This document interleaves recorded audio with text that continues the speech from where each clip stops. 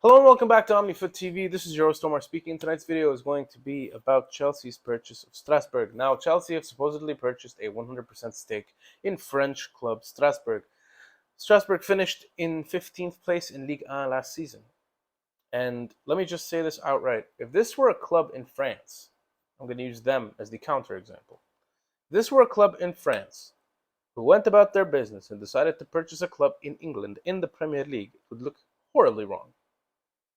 It would look completely out of, I'm not even going to say depth, but it would look like something out of a different footballing dimension.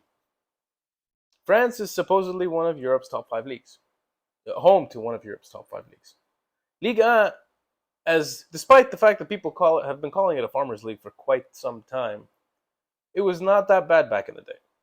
It was home to some very, very good players. And we are in an era right now where the game is evolving too fast for other people to catch up. Why do I think that's important? Because I am a big believer in adaptation. If your club can't necessarily adapt to the way things are moving, if your club's hierarchy aren't necessarily adapting to figuring out the best way to actually improve the club in every aspect, every shape or form, then you have a problem. If someone comes in with a lump sum of money and says they can solve your problem and then do better with the club and use whatever finances they have in a better manner than you ever did, they use their chance, basically. Forget the money in and of itself. They have the chance to do better, to build upon a better foundation. And they take it. That's all it is. It's as simple as that. If your club's hierarchy has spent decades upon decades and your club is still in the same position, I don't know what to tell you. It's on you. It's on the club in and of itself, not on you as a fan.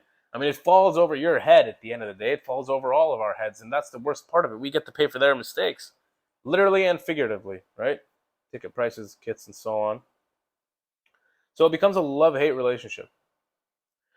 Now, let's say that, again, this were to happen to a club in Italy, or that a club in Italy would do the same to an English club, or Spain, or Germany, or what have you. It would still look wrong.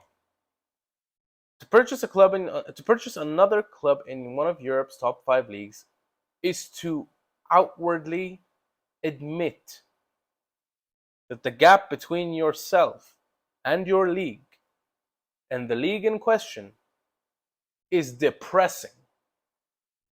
It is depressing.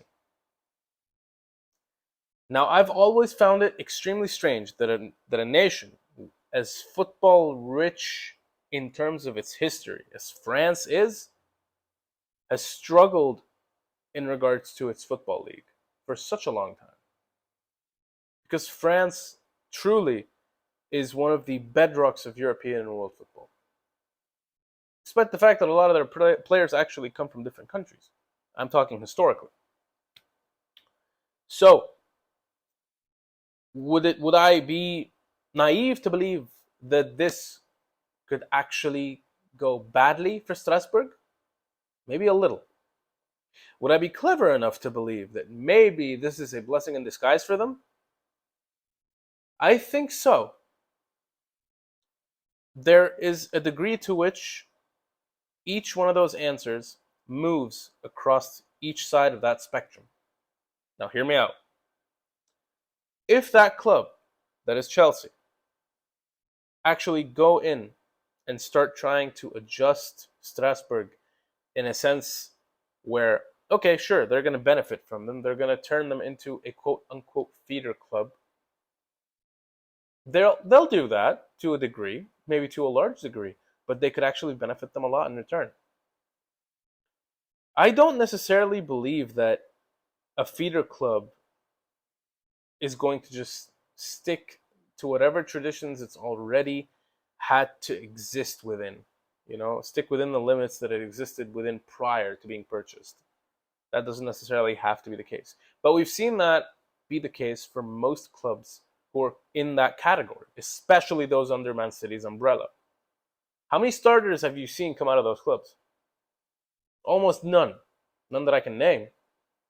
None even in an indirect sense. That begs the question. Why are we being, pessimistic about this? And forget that it's Chelsea. I'm talking about this as a model in general, as a business model. I mean, okay, if someone were to come along and buy Chelsea, if another club were to buy Chelsea, I'd be pretty depressed about it. But I'd have to think to myself, why? If I were 100% sure that my club had stooped to a level so low that we couldn't even handle independently moving forward in a manner that progressed our our presence in the league upwards, our presence on the European stage upwards, if we kept just faltering and falling apart over and over and over again, and we reached a point where we needed a Hail Mary and someone gave it to us, I don't see why I'd need to be depressed about it. If I'm languishing below mid-table, and that's all I've ever been able to give the sport throughout my history as a club, with all due respect to Strasbourg or any other club that is under any type of umbrella, with all due respect to them, and with all due respect to their fan bases, I can't stress this enough. The idea that you are under, ownership, that the term takeover has now become colloquial in football, that it's become so casual. It hurts.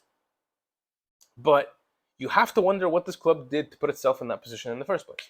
You have to wonder what all these clubs have done to put themselves in set positions to begin with. And you have to wonder, especially, that, okay, what will the people in these clubs' hierarchies after the takeovers do to improve the club? Because if they don't do anything, then it's just going to stay the same. There's no difference. You're owned by another entity by name, but you are the same club. You're not doing anything. You're not thinking, okay, I have another club from a neighboring country hot on my heels, breathing down my neck, struggling, or not struggling, excuse me, stuffing their identity down my throat. And I'm still not trying to do anything about it. I'm just letting it happen because we are in limbo and we don't really want to go anywhere. There's no benefit. Now, I know I'm not talking about this in a journalistic sense because I don't really want to. I think everyone's talked about it in a journalistic sense. Everyone's provided the required coverage. Everyone's given out the right amount of news. Everyone's provided context in regards to the money spent, what this could mean, the plans going forward, yada, yada, yada, yada, yada. I want to talk about this in terms of adaptability.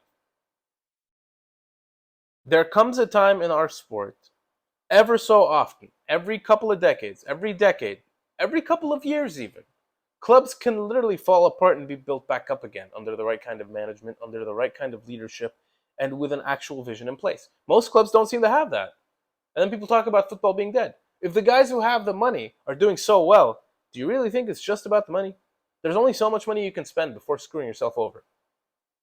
Right? There's only so much money you can spend, and so much money you can spend, and so far to go. It can only get you so far. It really isn't that simple. It's not as simple as, okay, I'm going to throw some money around here. I'm going to buy a player for 250 million. I'm going to build a stadium for 300 million. But then the stadium plans are going to halt. They're going to be halted. They're going to stop moving forward. So I'm not going to do anything about that for the next 4, 5, 6, 7, 8, 9, 10 years. And rely on that player I got. Buy another couple of players for the same price. Bankrupt the club to a degree. Struggle to win the Champions League. And obviously, I'm trying to kind of like mention PSG in an indirect sense without the whole stadium thing. That's more so Chelsea. But the fact remains, the amount of money you have is not going to make things better if you're not using it properly, and if you're not bearing within you as a footballing brain the right kind of intentions. Because if we keep letting businessmen make our decisions for us, they're not for the benefit of the sport, we're not going to be watching. It's look at Sheikh Mansour of Man City. He doesn't like the sport in the live form, or in a live format. He doesn't like watching sport. He barely attends games. He's only ever attended 2 games within the last 2 years, and one of those was the Champions League final. But he makes the right kinds of decisions for his club because he respects it as a business. People look at City and think football is dead. It's being run like a proper freaking institution. It's being run properly. It's being run in an organized manner. Their business, spot on. The players they get in, spot on. Their pull factor, spot on. Their ability to attract the right kind of managers throughout the last decade and a half, spot on. Everything they've done has propelled them forward year after year, step after step. And yet, a lot of clubs still couldn't catch up because they didn't know what to do.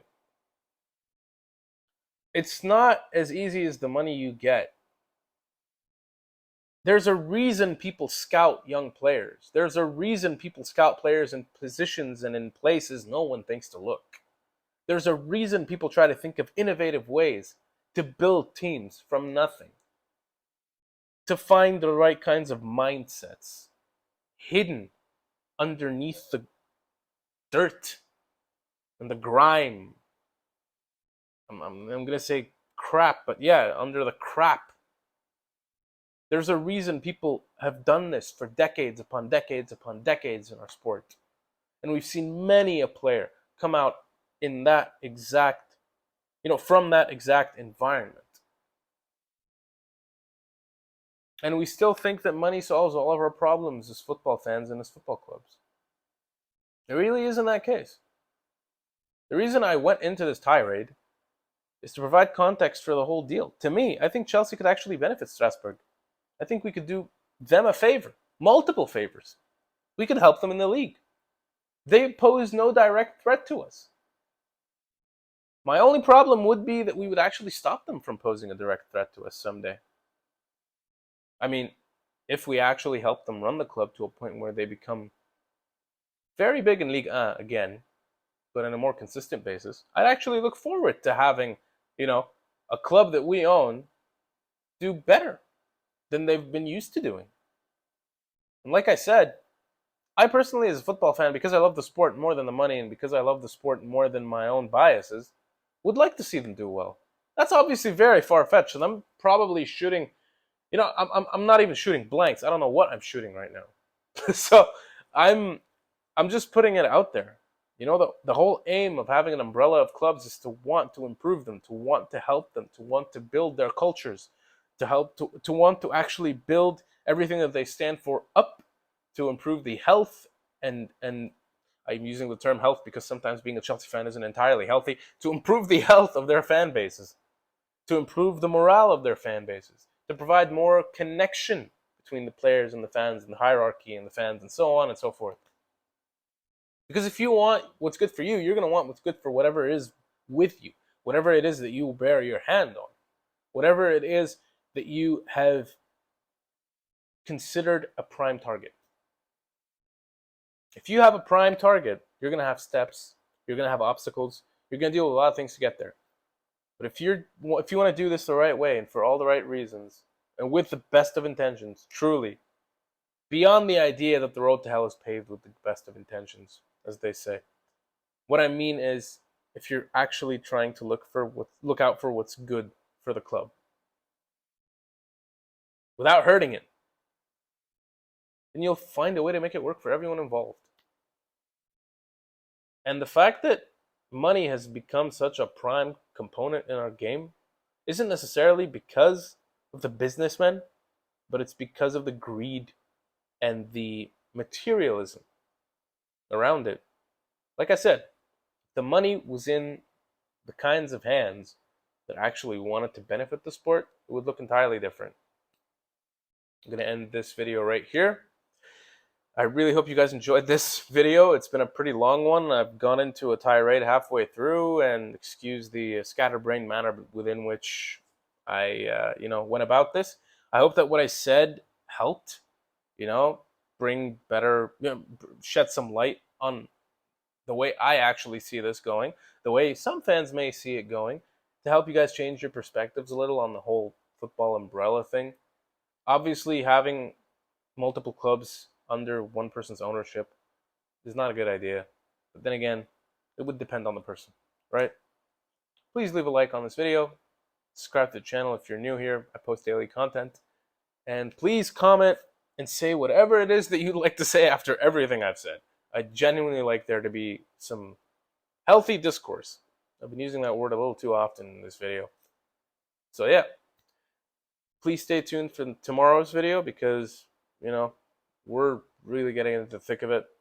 And I will see you next time the whistle blows.